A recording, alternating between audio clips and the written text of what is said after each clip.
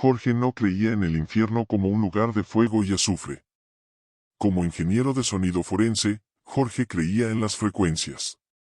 Para él, el mal no era un demonio con cuernos, sino una vibración tan baja que el oído humano no podía procesarla, pero que el alma sentía como un peso de plomo en el pecho. Todo comenzó con las cintas de la expedición Kola 92. Se decía que eran grabaciones de una perforación ultraprofunda en Rusia, donde los operarios afirmaron haber escuchado los gritos de millones de almas. Jorge siempre lo consideró un mito urbano, hasta que recibió el paquete anónimo.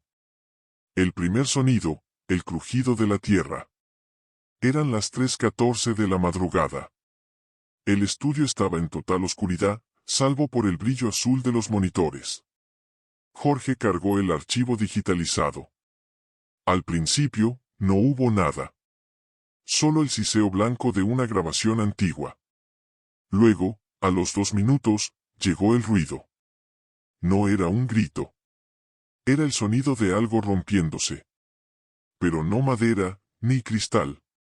Era el sonido de un continente siendo desgarrado por manos invisibles. Un crujido húmedo y masivo. Jorge ajustó los auriculares de alta fidelidad y filtró las frecuencias agudas. «Ayúdanos», susurró una voz. Jorge se congeló. No era una voz humana. Carecía de aire, de pulmones. Era como si la roca misma estuviera articulando palabras. La segunda frecuencia, la orquesta de la agonía. A medida que Jorge limpiaba el audio, el espectrograma en su pantalla comenzó a dibujar formas erráticas, casi violentas. Lo que antes era un murmullo se convirtió en una cacofonía absoluta. Había cadenas arrastrándose sobre superficies al rojo vivo. Había un sonido rítmico, un bum bum lento, como el latido de un corazón del tamaño de una ciudad. Y por encima de todo, los lamentos. No eran gritos de dolor físico, era el sonido del arrepentimiento absoluto, de una desesperación que se extiende por milenios. De repente, los ruidos dejaron de salir por los auriculares. Comenzaron a salir de las paredes. Jorge se quitó los cascos, pero el sonido persistía. El estudio, diseñado para ser acústicamente estanco, estaba vibrando. El café en su taza formaba círculos concéntricos perfectos. Los ruidos del infierno ya no estaban en la grabación, que estaban en su habitación. La oscuridad se materializa. No es una grabación, jadeó Jorge, sintiendo que el aire se volvía denso, con olor a ozono y carne quemada. Es un portal. La luz de los monitores parpadeó y cambió a un rojo visceral. En el espectrograma, las ondas de sonido formaron un rostro. Un rostro sin ojos, con una boca abierta en un grito eterno que parecía absorber toda la luz del cuarto. El ruido cambió. Ya no eran millones de voces. Era una sola. Una voz que vibraba en los huesos de Jorge, haciendo que sus dientes castañearan. Gracias por escucharnos, Jorge. Llevamos eones esperando un receptor. Las sombras en las esquinas del estudio comenzaron a separarse de las paredes. Eran figuras hechas de estática y vacío, moviéndose al ritmo de esa frecuencia infernal. Jorge intentó apagar el equipo, pero sus manos no respondían. Sus dedos estaban negros, como si el sonido los estuviera necrosando. El silencio final. El ruido alcanzó los 140 decibelios. El cristal de las ventanas estalló hacia afuera, pero el sonido no escapó. Se quedó allí, dando vueltas, devorando la realidad. Jorge cayó de rodillas mientras sus oídos comenzaban a sangrar. En el último segundo de la grabación, todos los gritos se detuvieron en seco. Hubo un silencio tan absoluto que dolió más que el ruido. Y en ese silencio, una mano fría, hecha de puro sonido vibratorio, se posó sobre el hombro de Jorge. Ahora, susurró la entidad tras él, ayúdanos a que el resto del mundo nos escuche. Jorge miró su monitor. El archivo de audio se estaba enviando automáticamente a toda su lista de contactos. A las emisoras de radio. A los satélites de comunicación global. La pantalla mostró una sola frase antes de apagarse: la transmisión ha comenzado. La infección auditiva. A las 3:45 de la madrugada, en una estación de radio de música clásica a 500 kilómetros de distancia, el locutor de turno se desplomó. Los transmisores no se apagaron. En lugar de Mozart, las antenas comenzaron a emitir aquel crujido húmedo que Jorge había escuchado primero. En miles de hogares, los despertadores inteligentes y los teléfonos móviles se encendieron solos. El sonido no necesitaba volumen alto para ser letal. Era una frecuencia que vibraba en el líquido cefalorraquídeo de quienes dormían. La gente no despertaba con un susto, despertaba con visiones. En los suburbios, una madre caminó hacia la cocina en trance. No escuchaba el llanto de su bebé, solo escuchaba el latido rítmico, ese bum bum subterráneo que Jorge había identificado. Sus ojos estaban fijos, las pupilas dilatadas hasta borrar el iris. Tomó un cuchillo, pero no para herir a nadie, sino para empezar a raspar las paredes. Están debajo, susurraba, están justo debajo del concreto. El colapso de la realidad. Para el amanecer, el mundo ya no era el mismo. La transmisión, como empezaron a llamarla los pocos medios de comunicación que aún funcionaban, había mutado. Ya no era solo sonido. Jorge, aún atrapado en su estudio, observaba por la ventana rota. El cielo no era azul, sino de un tono grisáceo y estático, como el de un televisor sin señal. Los pájaros caían muertos en pleno vuelo, sus corazones incapaces de resistir la vibración. En la calle, las personas que habían estado expuestas al audio durante más de una hora presentaban cambios físicos. Su piel se volvía translúcida y sus venas palpitaban al ritmo de la frecuencia infernal. Ya no hablaban entre sí, se limitaban a pararse frente a superficies sólidas, paredes, suelos, alcantarillas, escuchando con una devoción aterradora. El mensajero de las sombras. Dentro del estudio, la sombra que había tocado a Jorge comenzó a tomar una forma más definida. Ya no era solo una masa de estática. Tenía extremidades largas y dedos que parecían filamentos de humo negro. ¿Qué han hecho?, preguntó Jorge con la voz destrozada. La entidad no usó cuerdas vocales. El sonido emergió directamente de los monitores de audio, que empezaron a arder sin llama. Estamos afinando el instrumento, Jorge. La Tierra es una campana, y nosotros finalmente hemos encontrado el mazo. Jorge miró su computadora. El mapa de propagación mostraba que el 70% de las redes globales estaban infectadas. Pero había algo peor, el archivo de audio estaba creciendo. Se estaba alimentando de los gritos de los nuevos afectados, añadiendo capas de agonía en tiempo real a la grabación original. La gran apertura. De repente, un estruendo sacudió los cimientos del edificio. No fue un terremoto. Fue un sonido de succión. En el centro de la ciudad, el asfalto comenzó a agrietarse, pero de las grietas no salía lava, sino ese humo negro y rítmico. Jorge vio cómo las personas en la calle se lanzaban voluntariamente a las grietas, no con miedo, sino como si regresaran a casa. La frecuencia había alcanzado el punto de resonancia crítica. El monitor de Jorge mostró un último mensaje antes de estallar en 1000 pedazos. Fase 2, la cosecha de los sordos. La entidad se inclinó sobre él, y por primera vez, Jorge pudo ver lo que había en lugar de un rostro. Era un agujero infinito donde el sonido del infierno rugía con una fuerza insoportable. Tú fuiste el primero en escucharnos, Jorge, retumbó la voz. Serás el último en dejar de oír. Jorge sintió que su cuerpo empezaba a vibrar a la misma frecuencia que el suelo. Sus huesos crujieron. Su propia caja torácica empezó a sonar como un tambor. Ya no era un hombre, se estaba convirtiendo en un altavoz viviente. Fuera, el cielo se rasgó por completo, revelando una oscuridad que no conocía las estrellas. El verdadero ruido apenas estaba por comenzar. Jorge ya no sentía el peso de su propio cuerpo. La vibración lo había vuelto etéreo, una masa de nervios expuestos que resonaban con el entorno. Cuando la grieta frente a su edificio se tragó los cimientos, él no cayó, fue absorbido hacia abajo, hacia el lugar de donde provenían las cintas del Cola 92. El descenso al ruido blanco. Mientras caía por el pozo de oscuridad, el aire dejó de ser gas para convertirse en algo denso y viscoso, como melaza hecha de estática. Jorge no veía paredes de piedra, sino paredes de recuerdos petrificados. Las caras de miles de personas estaban incrustadas en los costados de la grieta, con las bocas abiertas, formando los túneles por donde el sonido viajaba. No era una cueva. Era un órgano gigante. Jorge aterrizó suavemente sobre una superficie que se sentía como carne fría.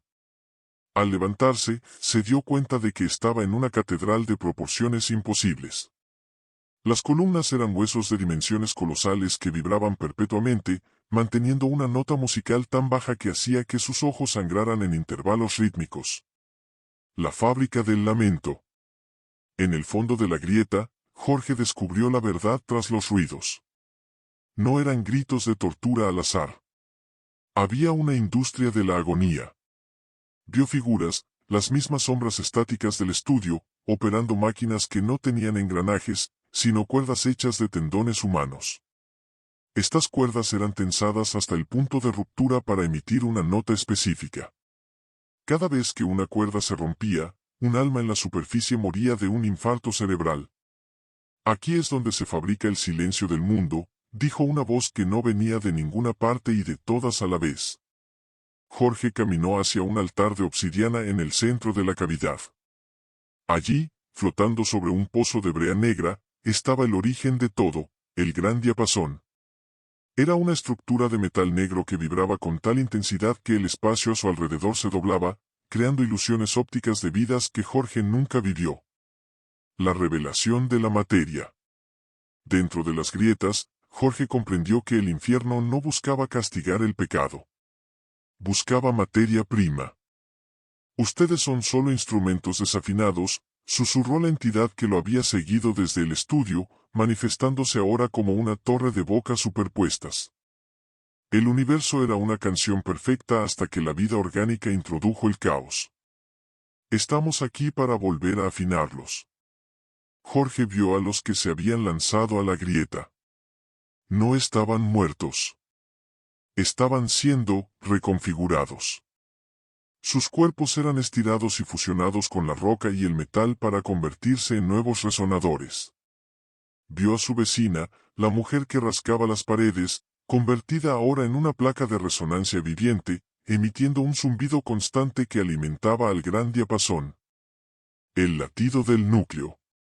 De repente, el suelo bajo Jorge se volvió transparente. Bajo sus pies, pudo ver el núcleo de la Tierra. No era hierro fundido. Era un inmenso disco de vinilo negro girando lentamente, siendo rascado por una aguja de proporciones continentales que generaba el campo magnético del planeta.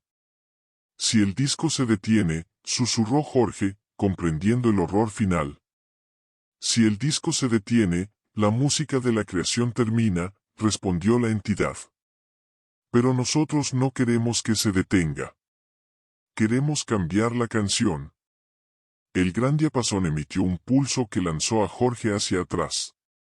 En la superficie, ese pulso se tradujo en una onda expansiva que convirtió cada edificio en un amplificador de 1000 metros de altura.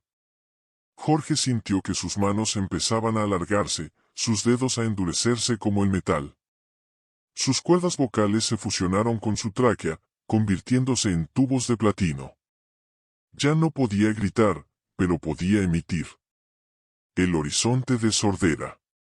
Desde las grietas, miles de estas nuevas criaturas instrumento comenzaron a emerger. Eran los habitantes de la superficie, ahora transformados en la orquesta del abismo. No caminaban, se deslizaban al ritmo de la frecuencia que ahora dominaba el planeta. Jorge, en su nueva forma, fue colocado frente al diapasón.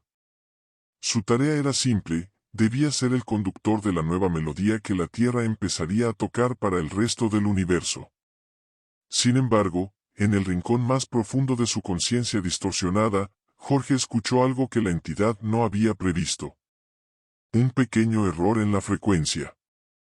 Un latido humano que todavía no había sido sincronizado. No todos han escuchado, pensó Jorge, mientras sus nuevos ojos mecánicos captaban una señal proveniente de un búnker en las profundidades de una montaña remota.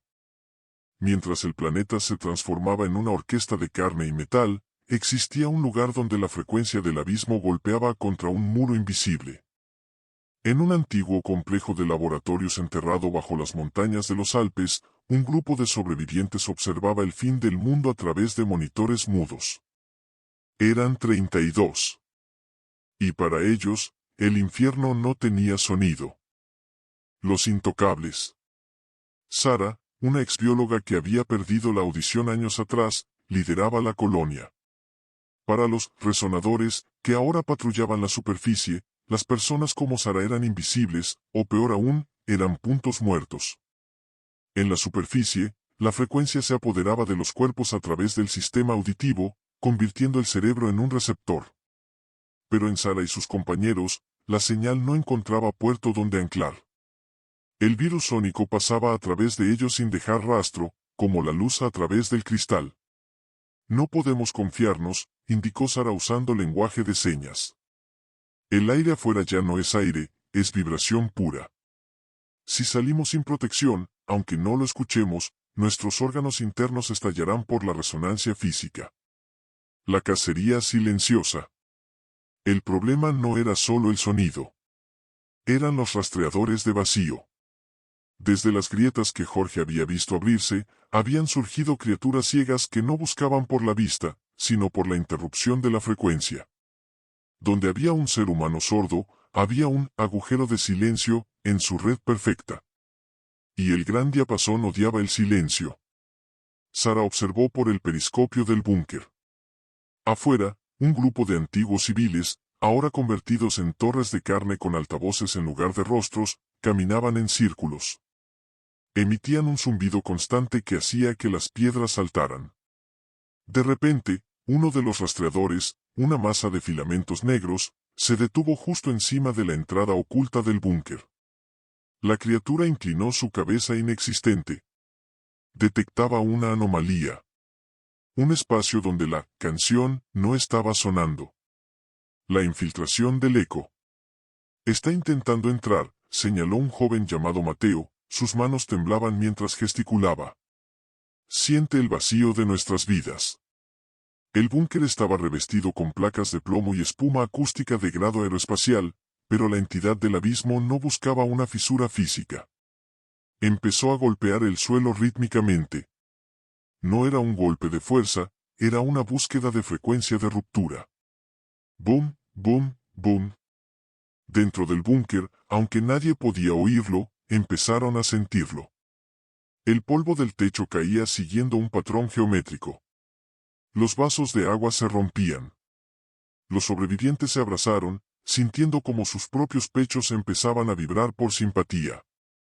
La frecuencia del infierno estaba tratando de afinar sus cuerpos a la fuerza, rompiendo sus huesos para convertirlos en instrumentos. El mensaje de Jorge. En ese momento de desesperación, una de las pantallas de radiofrecuencia del búnker, que solo mostraba estática, comenzó a dibujar una señal limpia. No era una onda de sonido, era código binario visual. Soy Jorge. No se rindan. El silencio es la llave. Sara se acercó a la pantalla, confundida. El mensaje seguía fluyendo. El diapasón tiene un punto de nodo. Una frecuencia inversa. Si logran emitir el silencio absoluto desde el núcleo, la canción se colapsará. La decisión. Sara miró a su grupo. Sabía que afuera, el mundo era un concierto de pesadilla. Sabía que para llegar al centro de la ciudad, donde la grieta principal vomitaba oscuridad, tendrían que caminar entre monstruos que los buscarían como quien busca una mancha negra en una sábana blanca. Pero también comprendió algo vital, ellos no eran solo sobrevivientes. Eran la falla en el sistema. Eran el error en la grabación que podía borrar todo el disco.